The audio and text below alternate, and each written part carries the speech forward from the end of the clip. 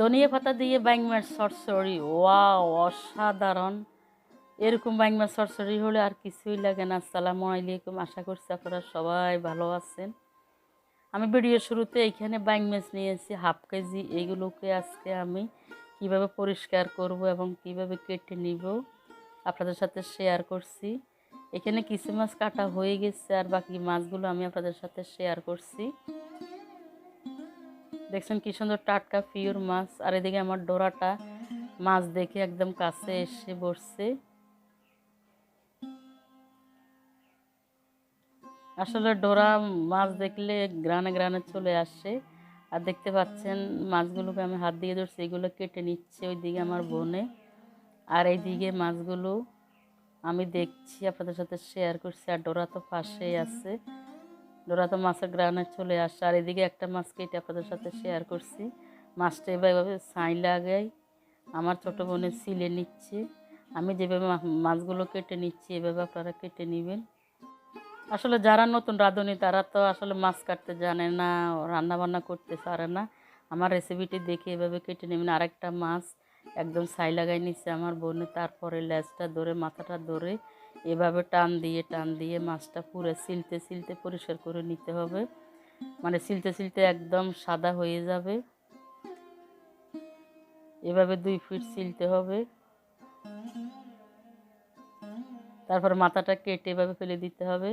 তারপরে পর দুইটা ফেলে দিতে হবে। এরপরে পেটটাকে এভাবে লম্বা করে কেটে নিতে হবে। ভিতরে একটা আঁত আছে, আঁতটা এই যে দেখতে পাচ্ছেন, আঁতগুলো এভাবে ফেলে দিবেন টান দিয়ে, তাহলে মাছটা খেতে কিন্তু অনেক ভালো লাগবে। এবার এভাবে টুকরা করে নিব। আমি চচ্চড়ি করব তো এই কারণে একটু ছোট ছোট করে টুকরা করে নিতেছি। আসলে এরকম ছোট ছোট টুকরা করে চচ্চড়ি করলে কিন্তু মাছটা খেতে অনেক ভালো লাগে। সমস্ত মাছগুলোকে কেটে ধুইয়ে পরিষ্কার করে এবার আমি একটি বোলের মধ্যে নিয়েছি। দেখতে পাচ্ছেন মাছগুলো কত সুন্দর সাদা সাদা দেখা যাচ্ছে।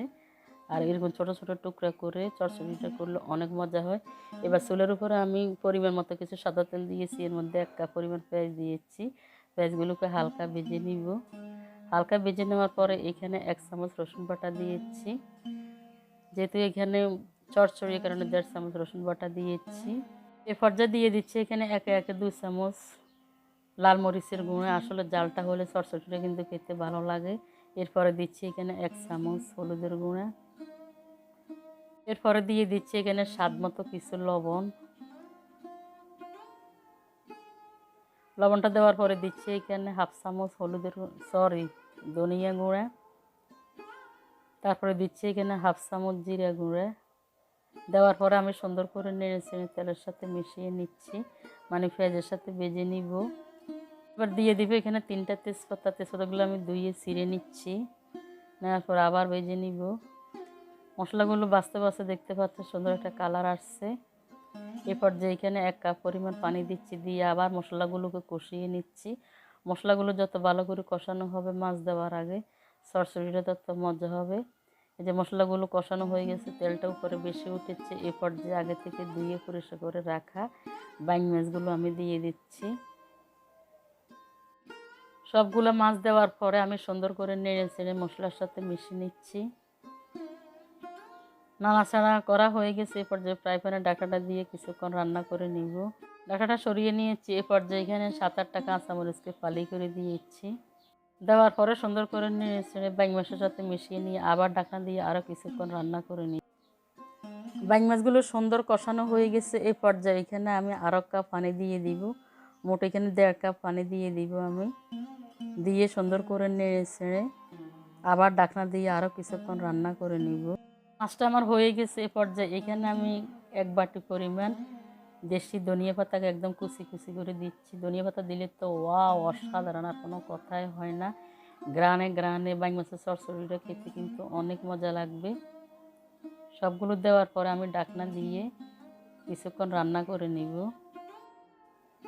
ঢাকনাটা দিয়ে আমি 2 মিনিট রান্না করে নিয়েছি।